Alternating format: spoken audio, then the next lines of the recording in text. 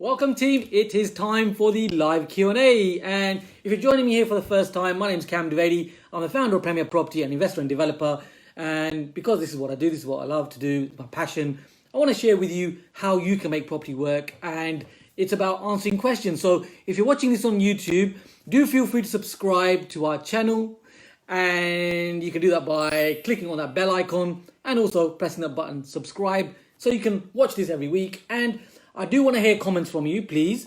So any comments that you have, your experiences, and if you've got any questions, I'll do my best to help you with these in these Q&As. And we have a number of our Premier Property Inner Circle members watching this as well. And these are questions that I'm going to share with you right now, which have come from our community at Premier Property.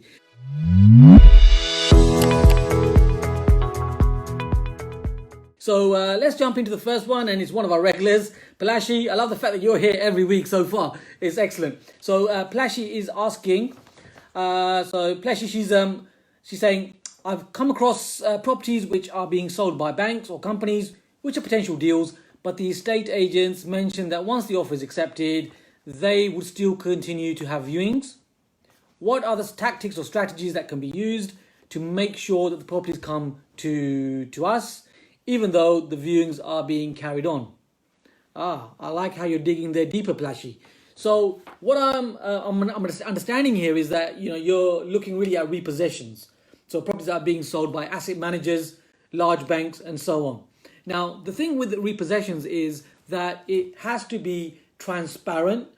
The whole of the world needs to know what is actually happening with that property, because if you can think about it from the asset manager's point of view, the bank's point of view. They've just repossessed the property, and they need to be showing that they're doing everything they can to be getting the best price. So what that means is when it comes to an estate agency, that will be advertised at usually a very good price, a nice guide price. And what will then happen is the estate agent will typically ask you to bid on that property, to put an offer in, and that offer will be seen across the board on their website, showing that let's say you make an offer, you made an offer, and it will be shown on there. And anyone within typically 7 days can carry on making offers. Or on top of this, sometimes it is anybody can actually put in an offer all the way up to exchange of contracts. So it's very transparent. This is how it works. So Plashy, you can't really get around that one. There isn't a workaround for that. So you really got to go in and work with the agent in terms of putting your offer in. Now, what I would suggest is not be the person that puts the offer in first, because the estate agent wants to start the momentum. They want someone to actually put the offer in first, in my experience. So what I would suggest is just hold off until you see offers coming in.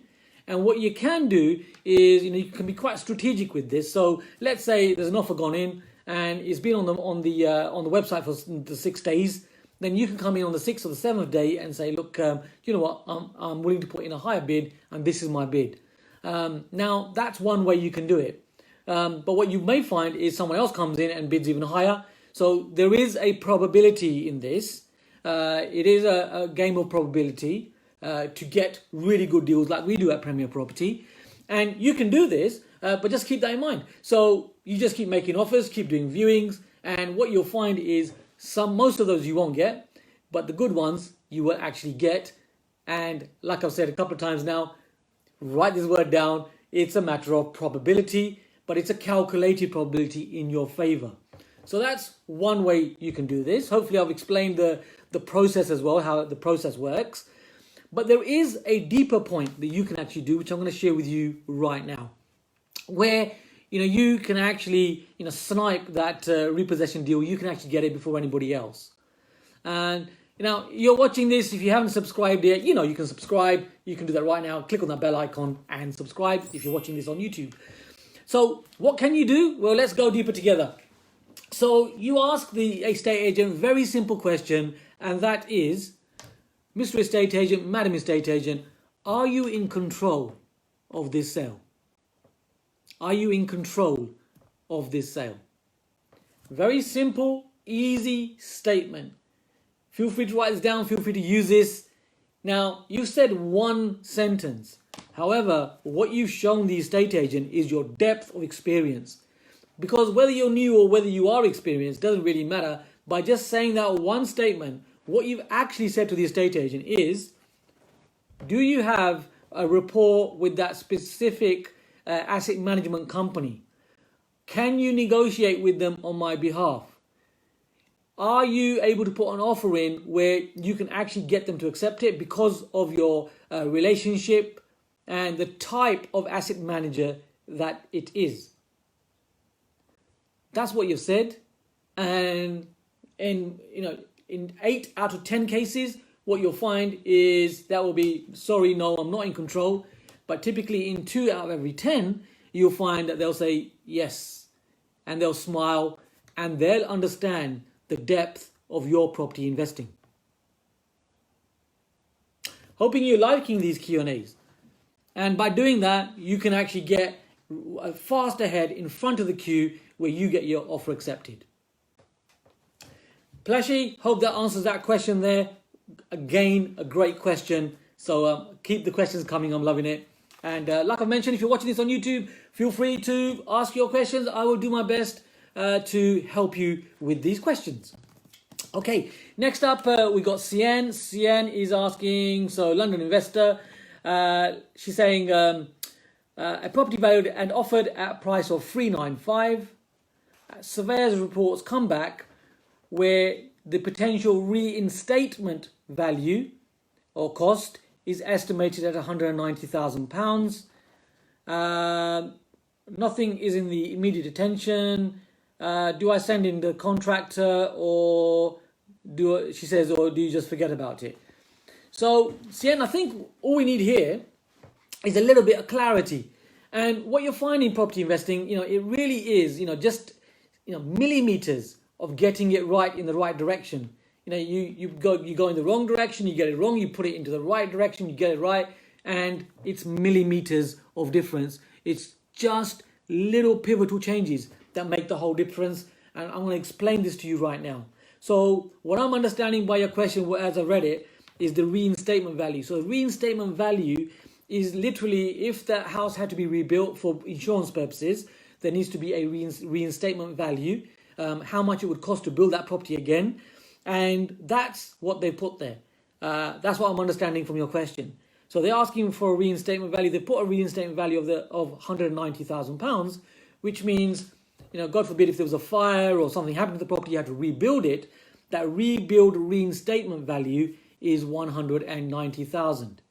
But the fact that you're purchasing it for £395, that is absolutely fine because you think about the areas, you're investing in London. So if you're watching this and you're investing in large cities and so on, to build a property, it's pretty much fixed costs. So it'll cost whatever it costs to build a property, no matter if that's in, let's say, somewhere in Yorkshire, in a small town, or whether that's actually in prime central London, and let's say in Pimlico. So it's going to be more or less the same figures for reinstatement. However, of course, the values are going to be completely different, aren't they? So in that North Yorkshire town, small town, you might find that property value is actually 70,000, but for the reinstatement of the same type of property, it will still be 190,000, if I'm making sense.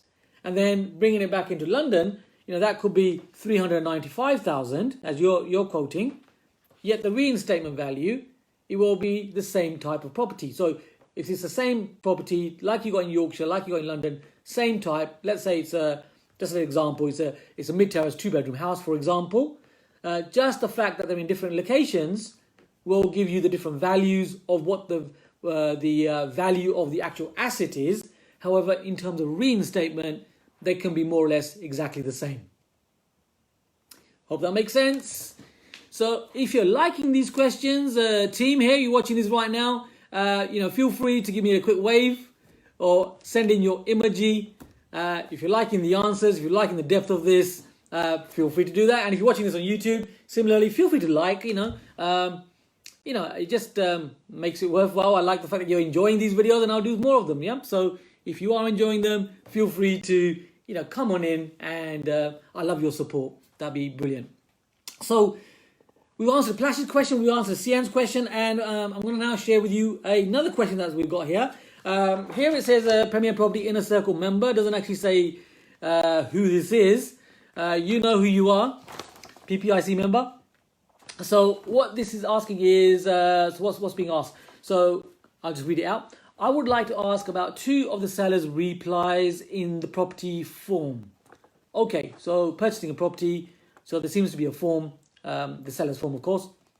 And in there it says, 1, electricity. Has the electrical installation been tested by a qualified and registered electrician? And the seller has answered no. Okay. 2005. And also the seller on that form has answered no. Thirdly, central heating installed in 1983. It says here, as I'm reading this, in which year was the central heating last maintained, serviced? And the answer on the form is no answer. Okay, and also added comment here is, by the way, from viewing the electricity and heating works, the electricity sockets are above the skirting. New boiler was installed recently. Is any of the above answers a point of concern? And should I ask for more documentation? Well, here's the thing. You know, when sellers are selling properties, they're given this form to fill in. You may or may not be familiar with this. And in there's a lot of questions that are being asked. And they literally just want to get the form filled, and they tick the question in the way that they know the best. So they'll answer yes or no, or they'll answer I don't know, and it's just done very quickly. So I would, be aware of the form. But in terms of the fact that it hasn't got a electrical certificate, that's not a problem, because you can actually send in an electrician yourself. These days for renting, that's required anyway, of course. So you could send in and you could get your electrical certificate tested anyway to see if you can get electrical certificate. Whether it fails or whether it passes, you will know what is required. Now, that's not going to cost you too much money. We're looking at in the region of £120. So you can do that quite quickly, and you can find out if it passes or what is required. So that's quite easy to do. You could do that right now. But it wouldn't really be, that doesn't really concern us. I mean, so this week alone, we're selling 2 properties, strategy that we have, and we filled in these forms, and that's okay. So we've answered the questions just like this. And on the other side, we're buying properties continuously. This month, we bought just over 5 properties. Now, it's not to impress you, but really to impress upon you, this is what we do. This is what I love personally at Premier Property. We're constantly buying properties. We're constantly trading. We're active in property right now.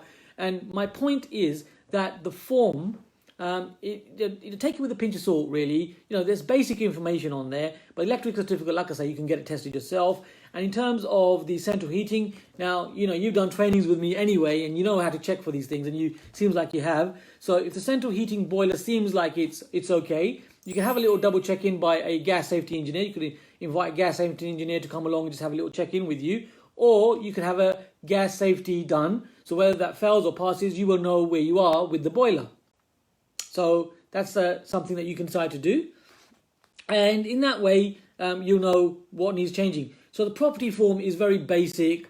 It does give you information, but it doesn't give you all the information. So just do what I've just shared with you, and you'll be absolutely fine. If that's a concern, you can just get rid of that concern by you can do 2 things: electrical cert and gas safety cert. Pass or fail, you will know where you are. Just to summarize. Hope that helps you with that one. So it's been a short, sharp one today. So you can subscribe here, and I'll be here with you this time next week with God's grace, sharing with you even more questions. Like I say, comment below, feel free to subscribe. And if you've got any questions, doesn't matter what it is, there's no silly question, or it can be a deep technical question, feel free to ask. It's Premier Property, it's Kam Dovedi, helping you to take your property investing to the next level. See you next week.